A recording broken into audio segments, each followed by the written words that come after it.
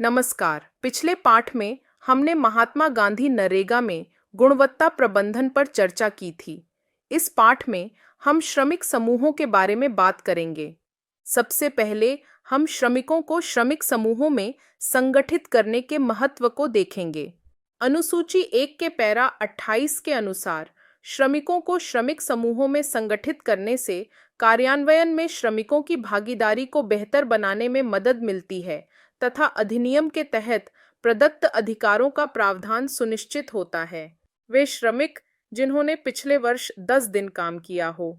महात्मा गांधी नरेगा में श्रमिकों को संगठित करने के उद्देश्य हैं: काम की मांग उठाना और यह सुनिश्चित करना कि यह अपेक्षित अवधि के दौरान समय पर उपलब्ध कराया जाए।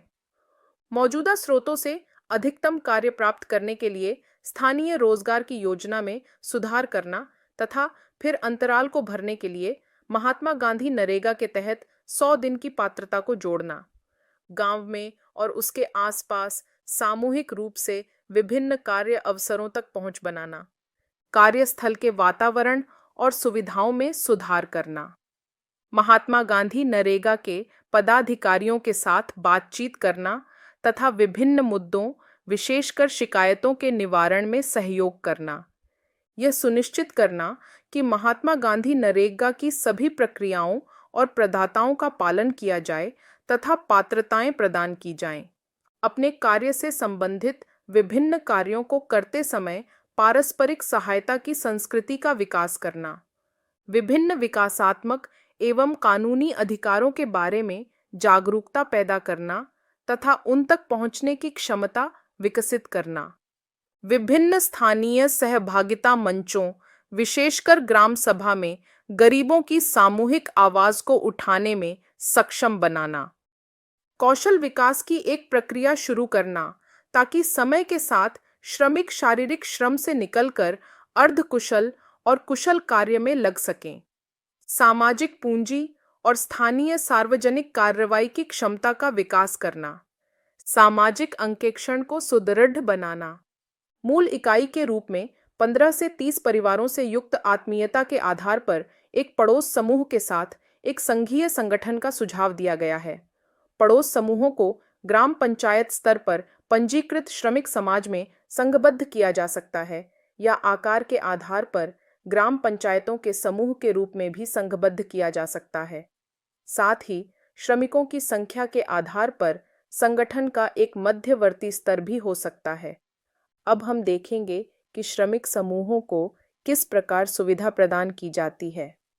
प्रत्येक स्तर पर श्रम बजट नियोजन, गैर महात्मा गांधी नरेगा कार्यों की पहचान, विकासात्मक अधिकारों की पहचान और उन तक पहुंच, गैर विकासात्मक अधिकारों की पहचान और उन तक पहुंच, संगठनात्मक और वित्तीय मामलों आदि जैसे कार्यों की देखभाल के लिए स्वयंसेवक हो सकते हैं।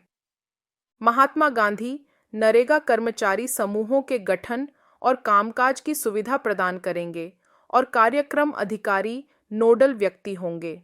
श्रमिक समूहों के लिए एक क्षमता निर्माण कार्यक्रम तैयार किए जाने की आवश्यकता है। श्रमिक समूहों के कार्य हैं: महात्मा गांधी नरेगा के तहत मिलने वाले लाभों को अक्षरशः सुनिश्चित करना, वांछित स्तर पर कार्य की गुणवत्ता सुनिश्चित करना, प्रत्येक कार्यकर्ता को अपना सर्वश्रेष्ठ प्रयास करने के लिए प्रेरित करना, कदाचार से बचना और यदि कोई हो तो अधिकारियों के ध्यान में लाना, सामूहिक रूप से शिकायतों को उठाना। आगे हम श्रमिक समूहों के अधिकारों के बारे में चर्चा करेंगे।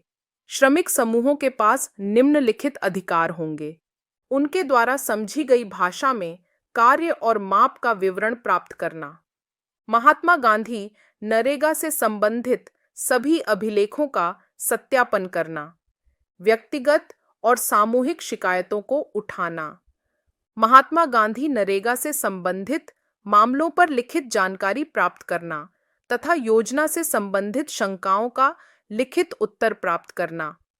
न केवल महात्मा गांधी नरेगा के कार्यान्वयन पर बल्कि कौशल हासिल करने के लिए भी नियमित रूप से प्रशिक्षण लेना। प्रतिवर्ष 100 रुपये से अधिक सदस्यता शुल्क न लेना। अधिकारों के अलावा श्रमिक समूहों के कुछ दायित्व भी हैं। जाति, धर्म, लिंग, वर्ग आदि के आधार पर किसी भी भेदभाव के बिना लोकतांत्रिक और समावेशी तरीके से कार्य करना।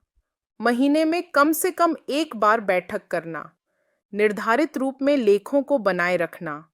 निर्धारित अनुसार रिकॉर्ड बनाए रखना। पारदर्शिता से कार्य करना। सदस्यों के बीच सहयोग सुनिश्चित करना और विवादों का समाधान करना। सारांश। इस पाठ में हमने महात्मा गांधी नरेगा में श्रमिकों को संगठित करने के उद्देश्य तथा श्रमिक समूहों के अधिकारों, कार्यों और दायित्वों पर चर्चा की। धन्यवाद।